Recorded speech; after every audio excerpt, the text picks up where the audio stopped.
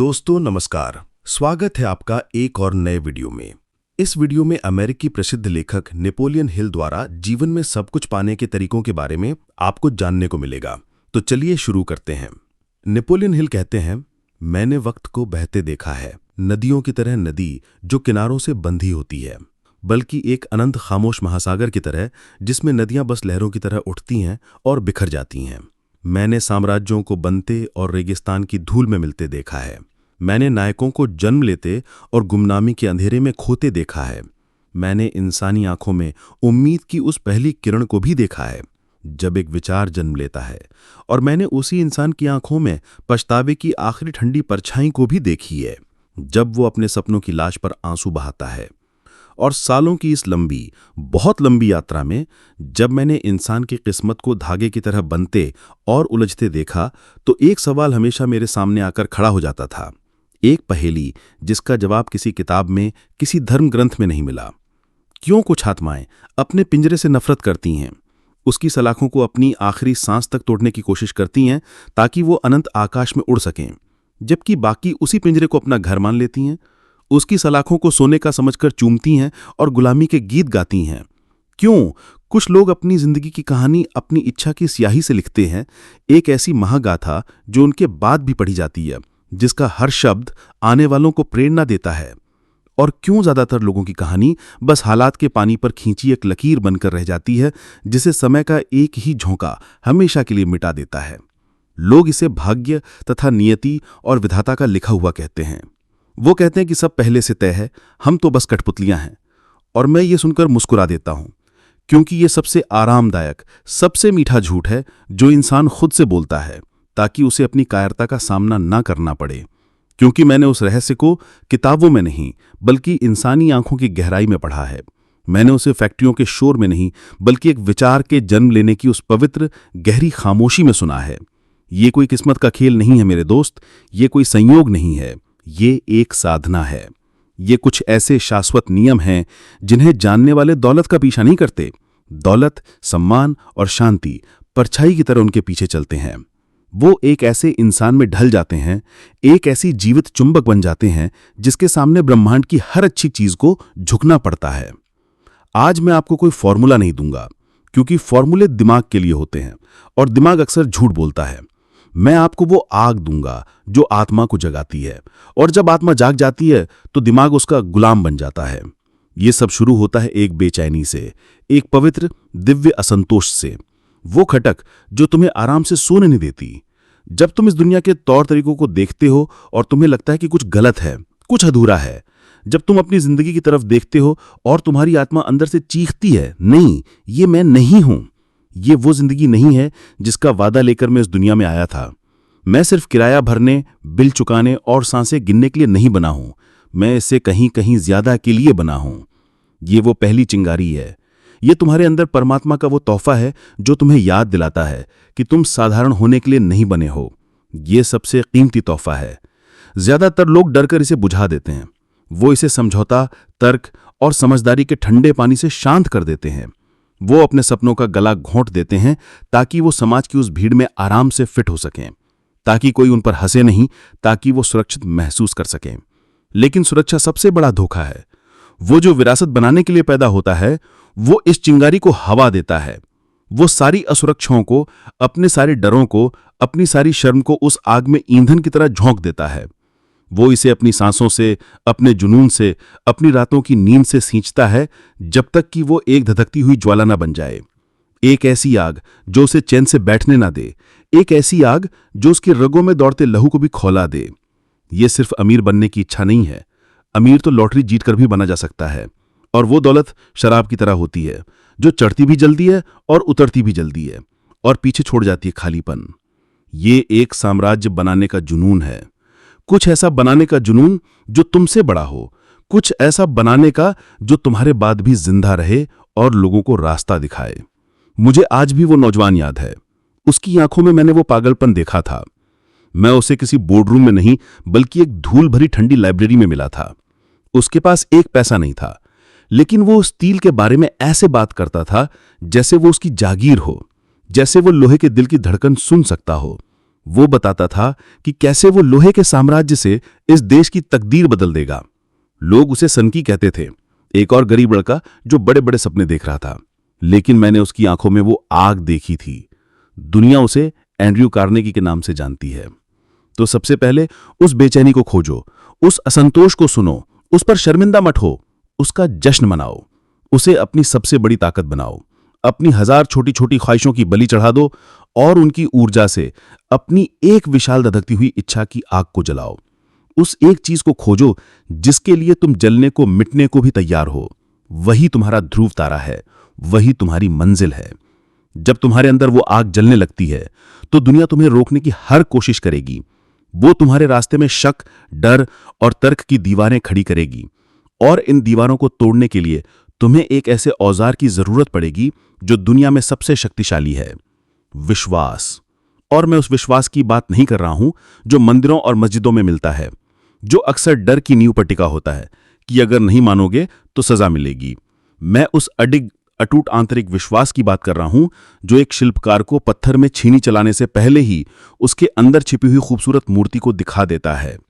विश्वास वो आंखें हैं जो उस हकीकत को देख सकती हैं जो भी बनी नहीं है।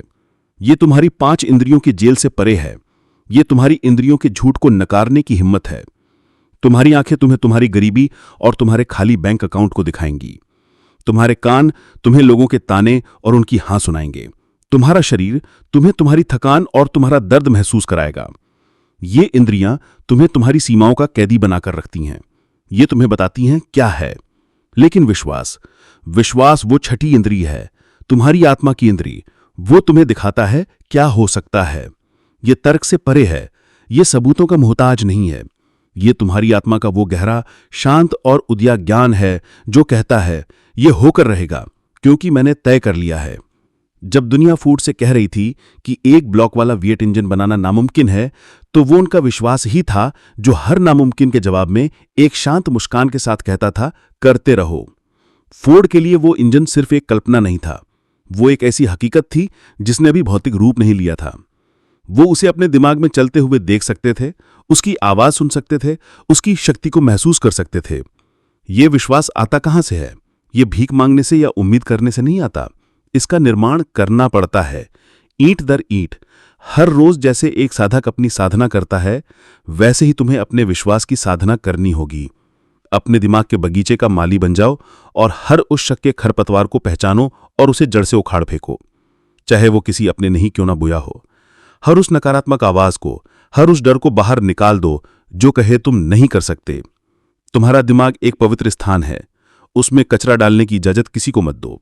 और इस खाली पवित्र जमीन पर हर रोज अपने लक्ष्य के बीज को रोपो, उसे अपनी भावनाओं के जल से सींचो। सिर्फ शब्दों को दोहराओ मत, मैं अमीर बनूंगा, मैं सफल होऊंगा। ये खोखले शब्द हैं। उस सफलता को महसूस करो, कल्पना करो कि तुम उसे हासिल कर चुके हो। उस दौलत की खुशबू को महसूस करो, उस सम्मान को महसूस करो जो तुम्हें मिलेगा, उस आजादी को महसूस करो जो तुम्हारे पास होगी, उस योगदान को महसूस करो जो तुम दुनिया को दोगे। शुरू में यह नाटक लगेगा, तुम्हारा तर्क विद्रोह करेगा, वो हंसेगा, लेकिन तुम्हारा अवचेतन मन, वो तुम्हारे अस्तित्व की गहरी उपजाऊ अंधेरी जमीन है। वो तर्क नहीं जानता, वो सही और गलत नहीं जानता, वो सिर्फ भावना और तस्वीर की भाषा समझता है। तुम उसे जो बीज भावना के साथ बार बार दोगे, वो उसे ही सच मानकर उगाना शुरू कर देगा। और जिस दिन तुम्हारा अवचेतन मन इस नए सच को स्वीकार कर लेगा, उस दिन तुम एक इंसान से एक चुंबक में बदल जाओगे। अवसर तुम्हारी ओर खिंचे चले आएंगे, सही लोग तुम्हारे जीवन में प्रकट होने लगेंगे जैसे उन्हें किसी ने भेजा हो। समाधान उन समस्याओं के लिए भी मिल जाएंगे जिनके बारे में तुमने सोचा तक नहीं था। वो तुम्हारे सपनों में आएंगे, वो तुम्हें सुबह के सन्नाटे में सूझेंगे। ये कोई जादू नहीं है मेरे दोस्त, ये तुम्हारे अस्तित्व का सबसे गहरा विज्ञान है। तुमने अपनी ऊर्जा का कंपन बदल दिया है। तुमने ब्रह्मांड के उस अनंत ऊर्जा क्षेत्र को एक नया संकेत भेज दिया है, और ब्रह्मांड के पास उस संकेत का जवाब देने के अलावा कोई चारा नहीं है। अपने विश्वास की साधना करो, उसे हर सुबह हर रात पोषित करो, उसकी रक्षा एक मां की तरह करो जो अपने बच्चे की करती है दुनिया की गंदगी से। क्योंकि तुम्हारी धधकती इच्छा अगर इंजन है तो तुम्हारा टूट विश्वास उसका ईंधन है। बिना ईंधन के दुनिया का सबसे शक्तिशाली इंजन भी महज लोहे का एक टुकड़ा है जो अपनी जगह से हिल भी नहीं सकता। तुम्हारे अंदर की आग जल रही है, तुम्हारा विश्वास एक चट्टान की तरह ठोस है, अब तुम्हें जरूरत है उस आग को, उस विश्वास को एक दिशा देने की। तुम्हें एक शिल्पकार से एक वास्तुकार बनने की जरूरत है, और हर वास्तुकार को दो चीजों की जरूरत होती है, बेहतरीन कच्चा माल और एक विस्तृत ब्लूप्रिंट। यहां कच्चा माल है ज्ञान, और ब्लूप्रिंट बनाने की कला है कल्पना। मैं उस ज्ञान की बात नहीं कर रहा हूं जो डिग्रियों के ढेर और सर्टिफिकेट की फाइलों में मिलता है। वो ज्ञान तो बस जानकारी का बोझ है जो अक्सर अहंकार को जन्म देता है और कर्म को रोकता है। मैं बात कर रहा हूं विशेषज्ञ ज्ञान की, वो गहरा केंद्रित ज्ञान जो सीधे तुम्हारे लक्ष्य की नस नस से जुड़ा हो, वो ज्ञान जो तुम्हें तुम्हारे क्षेत्र का मालिक बना दे। एक निर्विवाद विशेषज्ञ। जिस रास्ते पर तुम चले हो उस रास्ते के हर पत्थर, हर मोड़, हर धूल के कण को जान लो। अगर तुम जमीन से सोना निकालना चाहते हो तो सिर्फ फावड़ा चलाना मत सीखो, जमीन की तासीर को समझो, मौसम के मिजाज को पढ़ो, उन चट्टानों की भाषा सीखो जिनके नीचे खजाना छिपा है। हर दिन पढ़ो, हर दिन सीखो, अपने क्षेत्र के गुरुओं को खोजो, चाहे वो जिंदा हो या किताबों में दफन। उन लोगों की संगत में रहो जिनकी बातचीत तुम्हें अमीर बनाती हो, जिनकी सोच तुम्हें चुनौती देती हो। अपने दिमाग को एक ऐसी उपजाऊ जमीन बनाओ जिसमें सिर्फ और सिर्फ तुम्हारे लक्ष्य से जुड़े विचार ही उगें, बाकी सब खरपतवार की तरह बाहर फेंक दिए जाएं। याद रखो, कार्नेगी को स्टील बनाने की हर प्रक्रिया नहीं पता थी, लेकिन उन्होंने अपने चारों ओर उन लोगों को इकट्ठा कर लिया था जिन्हें पता थी। ज्ञान हासिल करने का मतलब सब कुछ खुद जानना नहीं है। इसका मतलब है ये जानना कि ज्ञान का स्रोत कहां है और उसे अपने उद्देश्य के लिए कैसे इस्तेमाल करना है। असफलता से सीखो, वो सबसे कठोर लेकिन सबसे सच्चा गुरु है। हर घाव तुम्हें एक कहानी सुनाएगा, हर निशान तुम्हें एक सबक याद दिलाएगा। दूसरों की गलतियों से सीखो, वो सबसे सस्ता सबक है। लेकिन ज्ञान चाहे कितना भी गहरा क्यों ना हो, अपने आप में मुर्दा है। वो बस ईंटों का ढेर है, चाहे वो सोने की ही ईंटें क्यों ना हो। उन ईंटों से ताजमहल बनाने के लिए तुम्हें अपनी आत्मा की सबसे जादुई शक्ति का इस्तेमाल करना होगा, कल्पना। कल्पना तुम्हारे दिमाग की वो रहस्यमयी, खामोश और पवित्र कार्यशाला है जहां पुराने विचार और नया ज्ञान मिलकर कुछ ऐसा बनाते हैं जो पहले कभी नहीं था। ये वो जगह है जहां असंभव शर्मिंदा होकर दम तोड़ देता है। ये वो पुल है जो तुम्हारे आज को तुम्हारे कल से जोड़ता है। जब दुनिया एक तेज घोड़ा मांग रही थी तो फोर्ड की कल्पना ने उन्हें एक ऐसी गाड़ी दिखाई जो हर किसी के दरवाजे पे खड़ी हो सकती थी। जब डिज्नी के पास जमीन का एक टुकड़ा नहीं था तो उनकी कल्पना ने उन्हें एक जादुई साम्राज्य की सैर करा दी थी, जिसकी हर मुस्कान और हर खुशी को वो महसूस कर सकते थे। अपनी कल्पना को आजाद करो, उसे तर्क की जंजीरों से और दूसरों की राय की बेड़ियों से मुक्त कर दो। हर रोज कुछ देर के लिए इस दुनिया के शोर से कटकर अपनी उस दुनिया में चले जाओ जहां सब कुछ संभव है। शांत बैठो, अपनी आंखें बंद करो और अपने लक्ष्य को देखो जैसे वो हकीकत हो। उसे और बड़ा बनाओ, उसे और बेहतर बनाओ। खुद से वो सवाल पूछो जो कोई नहीं पूछता, क्या होगा अगर। ये दो शब्द, क्या होगा अगर, ब्रह्मांड के सबसे शक्तिशाली मंत्र हैं। ये तुम्हारी कल्पना के वो दरवाजे खोल देते हैं जिनके पीछे अनंत संभावनाएं छिपी हैं। क्या होगा अगर मैं इसे 10 गुना बड़ा कर दूं? क्या होगा अगर कोई नियम ना हो? क्या होगा अगर मैं इसे इस तरह से करूं जैसे आज तक किसी ने नहीं किया? ज्ञान तुम्हें बताता है कि तुम कहां खड़े हो, कल्पना तुम्हें दिखाती है कि तुम कहां पहुंच सकते हो। तुम्हें दोनों की जरूरत है। तुम्हें एक ऐसा बाज बनना है जो बादलों के ऊपर से अपनी मंजिल को देखे, लेकिन जिसकी नजर जमीन पर दौड़ते एक छोटे से चूहे पर भी हो। ज्ञान हासिल करो जैसे तुम एक प्यासे रेगिस्तान हो जो पहली बारिश का इंतजार कर रहा हो, और फिर उस ज्ञान को अपनी कल्पना के समंदर में डुबो दो। इसी संगम से वो योजनाएं, वो विस्तृत ब्लूप्रिंट, वो रणनीतियां जन्म लेंगी जो तुम्हें भीड़ से निकालकर सिंहासन तक ले जाएंगे। एक सपना बिना योजना के एक मतिभ्रम है। अपनी कल्पना को कागज पर उतारो, उसे सालों में, महीनों में, हफ्तों में और आज के कामों में तोड़ो। तुम्हारे पास कल सुबह उठकर करने के लिए एक स्पष्ट लिखित काम होना चाहिए जो तुम्हें तुम्हारी मंजिल के 1 इंच करीब ले जाए। अब तुम्हारे पास आग है, विश्वास है, ज्ञान है और कल्पना का नक्शा भी है, लेकिन नक्शे को देखकर कोई समंदर पार नहीं कर सकता। नाव को पानी में उतारना पड़ता है, चप्पू चलाने पड़ते हैं, तूफानों का सामना करना पड़ता है और लहरों से लड़ना पड़ता है। और यहीं पर ज्यादातर बुद्धिमान और प्रतिभाशाली लोग भी हार जाते हैं। वो सोचते रहते हैं, विश्लेषण करते रहते हैं, योजना बनाते रहते हैं, सही समय का इंतजार करते रहते हैं। और मैं तुम्हें अपने 150 साल के अनुभव से बताता हूं, सही समय कभी नहीं आता, क्योंकि सही समय होता नहीं, उसे बनाना पड़ता है अपने कर्म से, अपनी दृढ़ता से। यहां 3 और सत्यों को तुम्हें अपने खून में उतारना होगा। पहला है निर्णय लेने की हिम्मत, दूसरा है अनुशासन की तपस्या, और तीसरा है अटल दृढ़ता की साधना। मैंने अपनी लंबी जिंदगी में देखा है कि असफलता और गरीबी की सबसे बड़ी वजह टालमटोल है, निर्णय लेने का डर। लोग सोचते हैं अगर मैं गलत हुआ तो। मैं कहता हूं तुम गलत होगे, बार बार गलत होगे। एक गलत निर्णय भी कोई निर्णय ना लेने से 1000 गुना बेहतर है, क्योंकि हर गलत निर्णय तुम्हें एक सबक सिखाता है, तुम्हें मजबूत बनाता है, तुम्हें तुम्हारी मंजिल के एक कदम और करीब लाता है। लेकिन निर्णय ना लेना, वो तुम्हें वहीं सड़ा देता है जहां तुम हो, शक और पछतावे की दलदल में। एक शासक की तरह बनो, अपनी जिंदगी के साम्राज्य के राजा। सुनो, सबकी राय लो, विश्लेषण करो, लेकिन अंतिम फैसला तुम्हारा होना चाहिए, और वो बिजली की तरह तेज होना चाहिए। डिसाइड शब्द की जड़ कायर से आती है, जिसका मतलब है काट देना।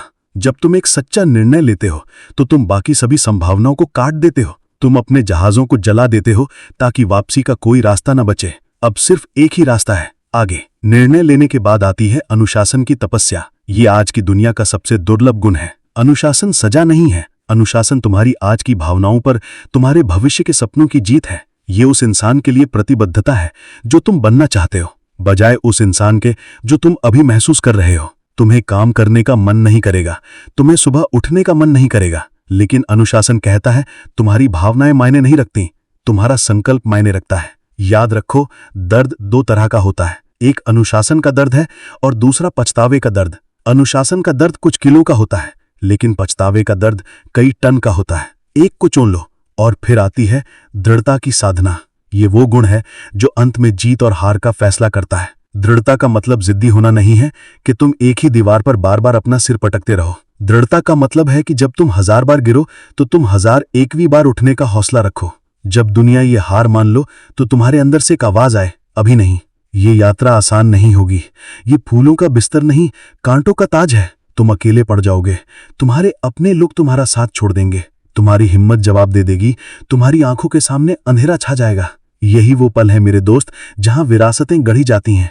यही वो आग है जो लोहे को फौलाद बनाती है। पसीना, दर्द, थकान, निराशा, ये सब इस साधना का हिस्सा है। ये वो कीमत है जो तुम्हें चुकानी होगी। इन्हें दुश्मन मत मानो, इन्हें अपना गुरु मानो। पसीना वो प्रार्थना है जो तुम्हारे हाथ करते हैं। दर्द वो गुरु है जो तुम्हें तुम्हारी सीमाओं से आगे धकेलता है। हर ठोकर एक सबक है, हर आंसू तुम्हारे विश्वास को और साफ करता है। अपनी इच्छा शक्ति को एक तलवार की तरह रोज तेज करो। हर दिन कुछ ऐसा करो जो तुम्हें मुश्किल लगता है। उस ठंडे पानी से ना हो, उस एक और क्लाइंट को फोन करो जब तुम्हारा मन ना हो, उस एक और घंटे तक काम करो जब तुम्हारा शरीर सोने के लिए गिड़गिड़ा रहा हो। यही तपस्या है, और इस तपस्या का फल सिर्फ दौलत नहीं है। इसका फल है वो इंसान जो तुम इस प्रक्रिया में बन जाते हो। एक ऐसा इंसान जिसे कोई तूफान हिला नहीं सकता, जिसे कोई हार तोड़ नहीं सकती। और इस कठिन अकेले लगने वाली यात्रा में तुम्हें एक सहारे की जरूरत पड़ेगी, एक ऐसी गूंज की जो तुम्हारी आवाज को और बुलंद कर दे। तुम्हें जरूरत होगी एक मास्टरमाइंड की, यानी सही संगत की। ये कोई किताबी शब्द नहीं है, ये एक जीवित सत्य है। जब कुछ समर्पित दिमाग एक ही लक्ष्य, एक ही सद्भाव में एक साथ आते हैं तो वो एक ऐसी ऊर्जा पैदा करते हैं जो चमत्कारों को जन्म देती है। वो एक ऐसी सिम्फनी बन जाते हैं जिसकी धुन पहाड़ों को भी हिला सकती है। अपने आसपास देखो, क्या तुम उन लोगों से घिरे हो जो तुम्हारी आग को हवा देते हैं या जो उस पर पानी डालते हैं? क्या तुम उन लोगों के साथ हो जो समाधान खोजते हैं या जो सिर्फ शिकायतें करते हैं? याद रखना, तुम उन 5 लोगों का औसत हो जिनके साथ तुम सबसे ज्यादा वक्त गुजारते हो। अपनी संगत को बुद्धिमानी से चुनो, क्योंकि वो या तो तुम्हें ऊपर उठाएगी या नीचे गिरा देगी। अकेले तुम एक चिंगारी हो, एक मास्टरमाइंड के साथ तुम एक दावानल बन जाते हो। उन लोगों को खोजो जो तुम्हारी ही तरह पागल हैं, जो तुम्हारी तरह भूखे हैं, जिनके सपने तुम्हारी ही तरह बड़े हैं। उनके साथ अपना ज्ञान, अपनी चुनौतियां, अपनी जीतें शेयर करो। एक दूसरे के लिए आईना बनो, एक दूसरे के लिए सहारा बनो। इस संगत की ताकत को कभी कम मत आंकना। यही वो गुप्त शक्ति है जिसने इतिहास के हर महान साम्राज्य की नींव रखी है। और अंत में, जब तुम इन सभी सत्यों को जी रहे हो, जब तुम्हारी इच्छा, तुम्हारा विश्वास, तुम्हारा कर्म, तुम्हारी दृढ़ता सब एक लय में आ जाते हैं, तब तुम एक अंतिम अवस्था में पहुंचते हो। तुम उस अवस्था को पाते नहीं, तुम वो अवस्था बन जाते हो। कृतज्ञता ये कोई शिष्टाचार नहीं है कि भोजन के लिए धन्यवाद कह दिया। ये चेतना की उच्चतम अवस्था है। ये उस हर चीज के लिए गहरा मौन और निरंतर आभार है जो तुम्हारे पास है, और उस हर चीज के लिए भी जो तुम्हारे पास आने वाली है। जब तुम कमी पर ध्यान देते हो तो तुम कमी को ही आकर्षित करते हो। जब तुम कृतज्ञता और प्रचुरता पर ध्यान देते हो तो ब्रह्मांड अपनी सारी दौलत के दरवाजे तुम्हारे लिए खोल देता है। हर सुबह अपनी आंखों को खोलने के लिए आभारी रहो, हर सांस के लिए आभारी रहो, हर चुनौती के लिए आभारी रहो, क्योंकि उसी ने तुम्हें तराश कर वो बनाया है जो तुम हो। कृतज्ञता वो चुंबक है जो तुम्हारी फ्रीक्वेंसी को दौलत और खुशी की फ्रीक्वेंसी से मिला देती है। ये है वो पूरा चक्र, ये है वो साधना। ये सिर्फ पैसा बनाने का तरीका नहीं है, ये खुद को फिर से गढ़ने का तरीका है। तुम एक इंसान से एक शक्ति में बदल जाते हो, और तब दौलत एक परिणाम मात्र रह जाती है, एक परछाई की तरह जो तुम्हारे पीछे पीछे चलती है। तुम उसके पीछे नहीं भागते। असली विरासत वो सोना चांदी, वो मकान और गाड़ियां नहीं है जो तुम छोड़ जाते हो। वो तो बस राख है जो समय की एक ही फूंक से उड़ जाएगी। असली विरासत वो कहानी, वो मिसाल, वो आग है जो तुम आने वाली पीढ़ियों के दिलों में जलाकर जाते हो। असली दौलत वो हिम्मत है जो कोई तुम्हारी कहानी पढ़कर अपने अंदर पाता है। असली साम्राज्य वो चरित्र है जिसे तुमने कठिनाइयों की आग में गढ़ा है। मैंने तुम्हें रहस्य बता दिया है, मैंने तुम्हें वो चाबी दे दी है जो हर ताले को खोल सकती है। ताला तुम्हारे सामने है, तुम्हारी अपनी सीमाओं का, तुम्हारे अपने डरों का ताला। अब दरवाजा खोलने का काम तुम्हारा है। उठो और अपनी किस्मत को फिर से लिखो। तुम्हारी आत्मा और इस ब्रह्मांड के बीच की बातचीत शाश्वत है। ये चैनल उस महान संवाद की एक छोटी सी प्रतिध्वनि मात्र है। अगर तुम चाहते हो कि ये प्रतिध्वनि तुम्हें फिर से खोज ले ताकि हम इस जागरण की यात्रा पर एक साथ कुछ और दूर चल सकें, तो इस मंडली का हिस्सा बनो, हमारे साथ जुड़ो और चलो खोज के इस रास्ते पर कुछ देर और साथ चलते हैं।